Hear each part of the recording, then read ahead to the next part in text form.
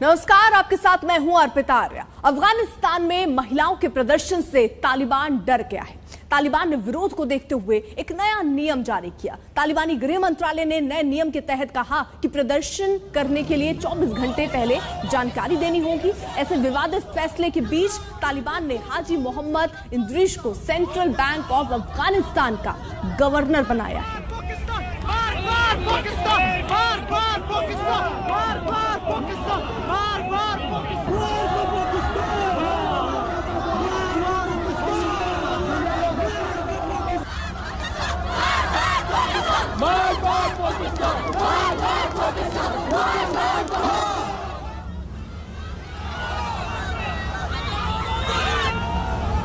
तो जो तस्वीर आप देख रहे हैं ये दरअसल हाजी मोहम्मद इंद्रीश है, जिसको सेंट्रल बैंक ऑफ अफगानिस्तान का गवर्नर बनाया है। आपको कुछ अलग नहीं हो दिखेगा क्योंकि ये जो गवर्नर साहब हैं, काम के पेपर और लैपटॉप तो आपको दिख ही रहे हैं, लेकिन साथ ही साथ सबसे महत्वपूर्ण जो इनके लिए है वो है बंदूक, जो हाथ में थामे वहां चेयर पर बैठे ये नजर आ रहे हैं। तो ये है सेंट्रल बैंक ऑफ अफगानिस्तान के गवर्नर। और आप समझिए, अगर गवर्नर ऐसे हैं और जो मंत्री हैं वो आतंकी हैं, तो तालिबान बदलने की जो बात कर रहा है उस पर कितना यकीन किया जाए और वहां पर किस तरीके से राज होगा सत्ता का, वो भी आप समझ सकते हैं।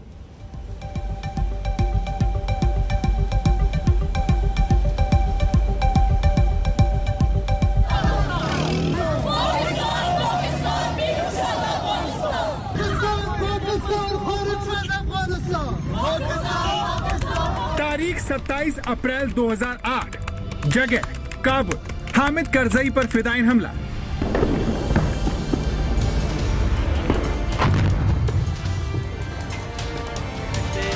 अफगानिस्तान की राजधानी काबुल। मौका था अफगानिस्तान में सोवियत शासन के खत्म होने की 16वीं सालगिरह का। काबुल में सैन्य परेड शुरू ही हुई थी कि सभी धमाके से दहल गए। अचानक गोलियों की बारिश होने लगी।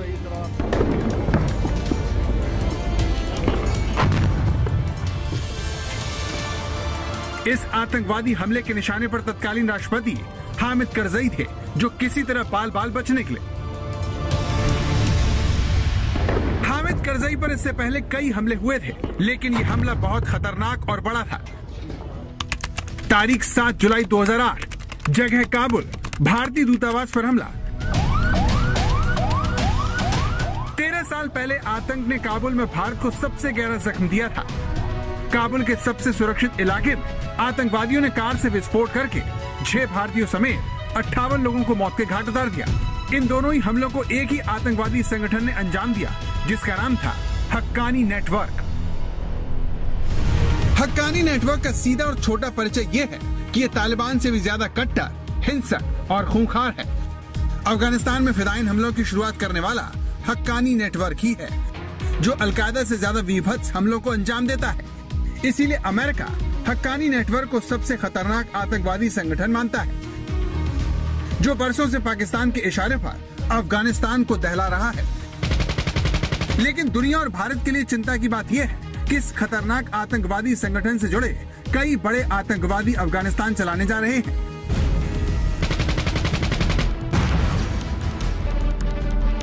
तालिबानी सरकार में शेख हिब्दुल्ला अखुंदजादा को सर्वोच्च नेता का पद मिला है। दूसरा नंबर प्रधानमंत्री मुल्ला मोहम्मद हसन अखुंद का है, जिसके साथ 2 डिप्टी पीएम मुल्ला अब्दुल गनी बिरादर और अब्दुल सलीम हनाफी बनाए गए हैं। यूं तो तालिबान की सरकार में आतंकवादियों की भरमार है, लेकिन सिराजुद्दीन हक्कानी और खलील उर रहमान हक्कानी, इन दोनों नामों से दुनिया डरी हुई है। सबसे ज्यादा खौफ सिराजुद्दीन हक्कानी को लेकर है, जो अमेरिका की मोस्ट वांटेड आतंकवादियों की लिस्ट में शामिल है। अगर prime minister UN designated terrorist है, अगर जो उनका इंटीरियर मिनिस्टर है, जिसे हम होम मिनिस्टर कहते हैं, अगर वो ना सिर्फ यूएन डेजिग्नेटेड टेररिस्ट है, उसके सिर पे बाउंटी है $5 मिलियन की, तो उस हालत में क्या ये गवर्नमेंट चलाएंगे और क्या वो गवर्नमेंट बनेगी? अमेरिकी जांच एजेंसी FBI के इस पोस्टर में जिस आतंकवादी की तस्वीर और स्केच है, वो सिराजुद्दीन हक्कानी का है, जिसे पकड़वाने के लिए इस पोस्टर में $5 मिलियन तक का इनाम देने का ऐलान किया गया है। हालांकि बाद में इस इनामी राशि को बढ़ाकर $10 मिलियन कर दिया गया, जो 73 करोड़ 57 लाख भारतीय रुपए होते हैं। इतनी बड़ी इनामी राशि से आप समझ सकते हैं कि ये दुनिया के लिए कितना बड़ा खतरा है, लेकिन फिर भी इसे पाकिस्तान ने अफगानिस्तान का गृह मंत्री बनवाया है। हक्कानी नेटवर्क की कमान पाकिस्तान के हाथ में है, इसीलिए सिराजुद्दीन हक्कानी ISI का चहेता है, जिसे बड़ा पद दिलाने के लिए पाकिस्तान की खुफिया एजेंसी ISI ने पूरी फील्डिंग की है। जो इंटीरियर मिनिस्ट्री है वो मिली है हक्कानी को। हक्कानी का ISI के साथ नेटवर्क है, तो जाहिर है कि जो इंटरनल अफेयर्स हैं अफगानिस्तान की, जो कि इस समय सबसे ज़्यादा इंपॉर्टेंट है, उसमें पाकिस्तान का पूरा हाथ रहेगा और उनका पूरा कंट्रोल रहेगा, पहली बात। दूसरी बात, ये सबको मालूम है कि पाकिस्तान ने तालिबान की मदद की पावर में आने के लिए, और पावर में वो फोर्सफुली आए हैं। चाहे वो कोई भी ड्रामा करते रहें और कोई भी डिप्लोमेटिक स्टेटमेंट्स देते रहें, वो बात अलग है। अफगानिस्तान की तालिबानी सरकार में सिराजुद्दीन हक्कानी के अलावा उसके चाचा खलील हक्कानी को शरणार्थी मामलों का मंत्री बनाया गया है। वहीं अब्दुल बाकी हक्कानी और नजीबुल्लाह हक्कानी को अहम पद दिए गए हैं। इस तरह तालिबान ने दुनिया के खूंखार आतंकवादी संगठनों को अपने राज में न सिर्फ खुली छूट दे दी है, बल्कि उन्हें मंत्री बनवाकर इनाम भी दे रहा है। लेकिन सवाल यह है कि जो तालिबान सारी दुनिया को खुद के बदल जाने का विश्वास दिला रहा है, वो क्यों मोस्ट वांटेड आतंकवादियों को मंत्री बना रहा है? क्यों वो 37 करोड़ रुपए के इनाम वाले खलील हक्कानी को इस तरह से खुलेआम घूमने दे रहा है? ये समझने के लिए आपको इतिहास में जाना होगा और इस चेहरे को ध्यान से देखना होगा। ये जलालुद्दीन हक्कानी है। जब अफगानिस्तान में मुजाहिदीन सोवियत संघ से लड़ रहे थे, तब ये चेहरा अमेरिका की आंखों का तारा बना हुआ था। जलालुद्दीन हक्कानी के तत्कालीन अमेरिकी राष्ट्रपति रोनाल्ड रीगन से एक बार मुलाकात भी हुई और रीगन ने जलालुद्दीन हक्कानी और बाकी मुजाहिदीनों को फ्रीडम फाइटर कहकर संबोधित किया था। बाद में सोवियत संघ के जाने के बाद साल 1994 में तालिबान बना और जलालुद्दीन हक्कानी ने उससे हाथ मिला लिया। बाद में जब 1996 में तालिबान की सरकार बनी, तो तालिबान ने जलालुद्दीन हक्कानी को न्याय मंत्री बनाया। इस तरह हक्कानी नेटवर्क के संस्थापक को तालिबान ने पहले मंत्री बनाया। ये सिलसिला जलालुद्दीन हक्कानी से शुरू हुआ, जिसकी मौत के बाद उसके बेटे सिराजुद्दीन हक्कानी ने संगठन की कमान संभाली। पिछले 2 दशकों में सिराजुद्दीन की निगरानी में अफगानिस्तान में कई बड़े हमले हो चुके हैं। जलालुद्दीन हक्कानी का दूसरा बेटा अनस हक्कानी है, जिसे साल 2014 में अमेरिका ने गिरफ्तार किया, लेकिन हक्कानी नेटवर्क की धमकी के बाद साल 2019 में उसे रिहा कर दिया गया। ये वही जेल है जहां पर अनस हक्कानी को रखा गया था। इस दौरान उसे 2 बार मौत की सजा भी सुनाई गई, लेकिन उसे 2 अमेरिकी प्रोफेसरों के बदले छोड़ दिया गया। तालिबान की सरकार बनने के बाद अनस हक्कानी उसी जेल पहुंचा। पहली नजर में देखकर लगता है कि हक्कानी नेटवर्क तालिबान का ही अंग है, लेकिन उसके रिश्ते अल-कायदा से भी हैं, जो ISI के इशारे पर आतंकवादी संगठनों को मदद मुहैया करवाता है। इसीलिए हक्कानी नेटवर्क के आतंकवादियों का अफगानिस्तान में सत्ता में आना सारी दुनिया के लिए खतरे की घंटी है। आज तक ब्यूरो।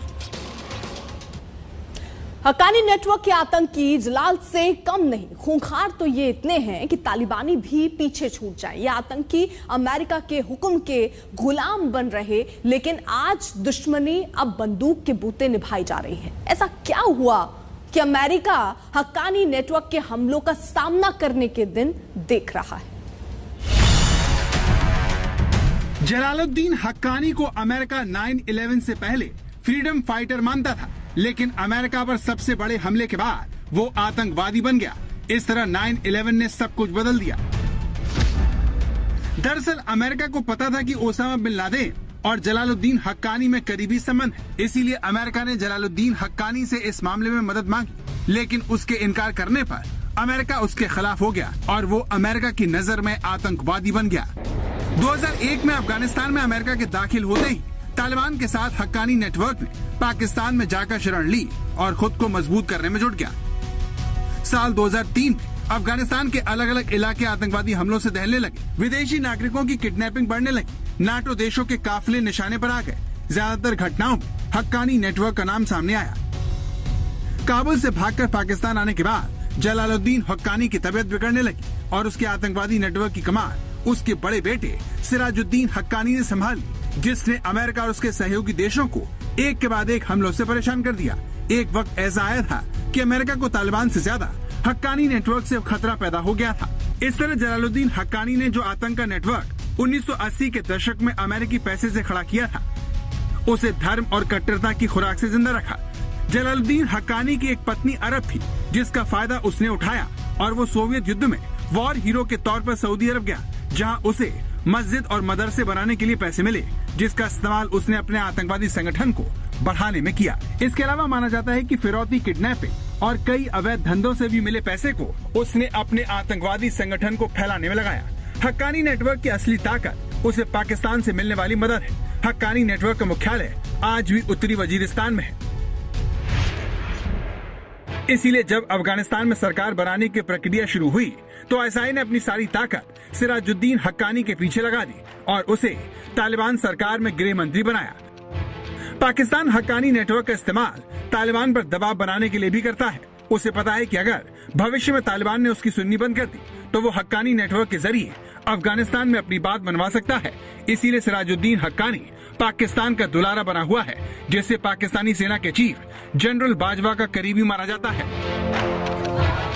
पाकिस्तान लाख छुपाए, लेकिन दुनिया और अफगानिस्तान के लोगों को उसके इरादों की भनक लग गई है और वहाँ उसका विरोध भी शुरू हो गया है।